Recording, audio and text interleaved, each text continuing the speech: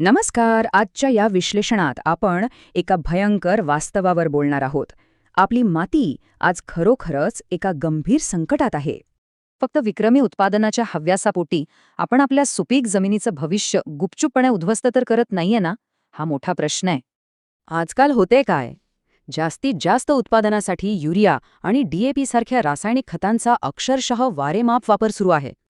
पण दुर्दैवी वास्तव हे आहे की यामुळे जमिनीची सुपीकता झपाट्याने घटतेय, सूक्ष्म पोषक घटक संपतायत आणि शेतीचा खर्चही वाढतोय.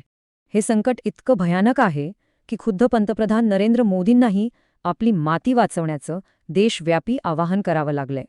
त्यांनी अगदी स्पष्ट इशारा दिलाय, युरियाची पोती ओतून आपण आपली काळी आई आणि स्वतःचं भविष्य दोन्ही उद्ध्वस्त करत आहोत. तर यावर उपाय काय? इथेच संतुलित खत व्यवस्थापन नावाची अत्यंत महत्वाची संकल्पना पुढे येते. चला ती थोडक्यात समजून घेऊया. थोडक्यात सांगायचं तर फक्त रसायनांवर अवलंबून न राहता जैविक खतांच्या मदतीने जमिनीचा हरवलेला कस पुन्हा नैसर्गिकरित्या भरून काढणे. यासाठी 3 साध्या कृती आहेत. पहिलं म्हणजे माती परीक्षण, दुसरं हिरवळीची खतं आणि तिसरं गांडूळ खताचा वापर. विशेषतः ढैंचा, मूग आणि ताग यांसारखी पिके उत्तम हिरवळीची खते आहेत.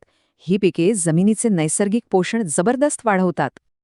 आणि हे सगळं एकट्याने करण्याची गरज नाही. देशभरातील ICAR संस्था आणि कृषी विज्ञान केंद्र यासाठी भक्कम वैज्ञानिक पाठबळ देतात. याचं प्रत्यक्ष उदाहरण पहा. शेतकरी संजीव प्रेमी स्थानिक शास्त्रज्ञांच्या योग्य मार्गदर्शनामुळे त्यांच्या शेतीचा अक्षरशः कायापालट झालाय. त्यांनी शास्त्रज्ञांचा सल्ला ऐकला, युरियाचा वापर कमी केला आणि आपल्या शेतीत ढैंचासारख्या हिरवळीच्या खतांचा अगदी सहज वापर सुरू केला. असाच आणखी एक अनुभव आहे शेतकरी सुमित डागर यांचा. ते पूर्णपणे संतुलित आणि जैविक खतांकडे वळले आहेत. आणि गंमत पहा, या साध्या बदलामुळे त्यांच्या शेतीचा खर्च खूप कमी झाला, पण नफ्यात मात्र जबरदस्त वाढ झाली आहे.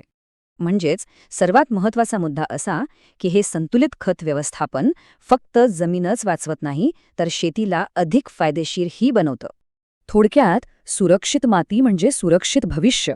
आता ठरवायचंय, येणाऱ्या पिढ्यांना आपण सुपीक जमीन देणार की एक नापीक वाळवंट. अधिक माहितीसाठी नजीकच्या कृषी कार्यालयाशी संपर्क साधावा.